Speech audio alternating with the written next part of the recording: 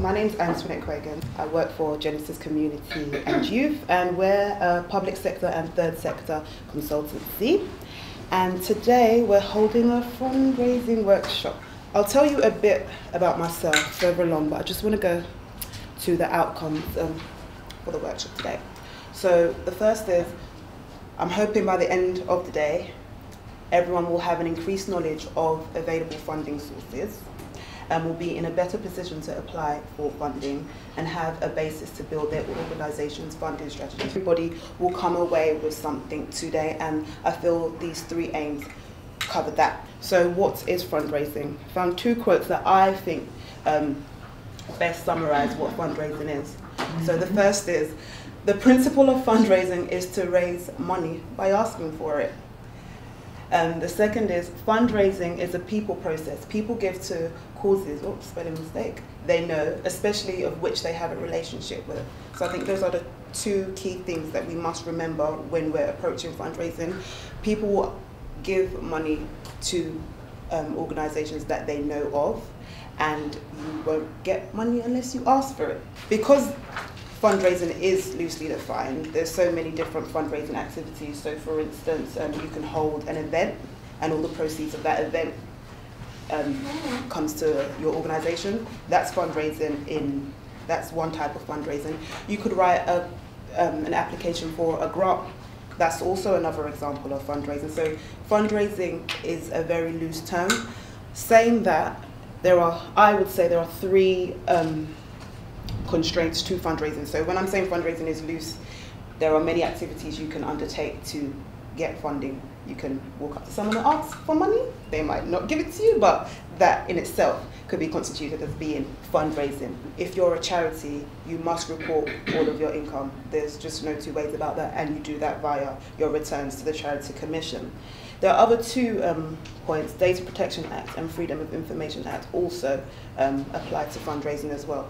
Every organisation that is registered and collects information must comply with the Data Protection Act. For charities, the Freedom of Information Act doesn't necessarily apply, because this is mainly to do with public bodies providing information to members of public when they request for it. But for instance, there's certain situations, so maybe you're a youth charity and you have a service, you've been commissioned by a local authority and you have a service level agreement.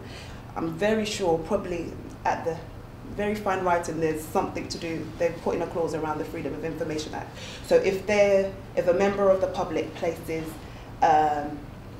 asks for information from the local authority and you run the service, you have to provide that information. So these, I would say, are the three main points that constrain fundraising activity. Apart from that, you're allowed to do whatever you want. As long, obviously, as it's legal. You're not allowed to steal money from people, obviously. So that's where I feel these 3 points cover. Who are fundraisers?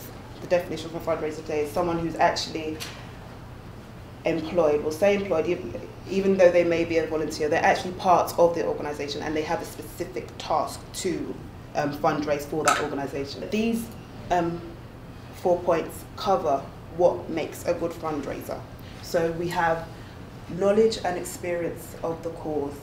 You have to know the cause, so you have to know the area that you're fundraising for, I feel, for you to be effective. Being current on policy developments that are relevant to the cause. You need, especially if you're working, if your services are around, I'm sure you'll agree with this, with children and young people, you need to be on top of policy. Strong relationships with the organisation and cause. I suppose that feeds into knowledge and experience, but I feel sometimes in certain organisations, if you have a personal experience with that cause, that also helps you to fundraise. Also people skills, that's just a word that's always thrown around. You have to be approachable, you have to be likable, people have to feel that you have to be able to communicate with people to actually fundraise. Back to the debate about using consultants and volunteers. Volunteers are very good at fundraising if they have a specific task to do. It does make sense to utilise the expertise that you have within your organisation. So if you have people who can fundraise in a certain way, then by all means use your volunteers.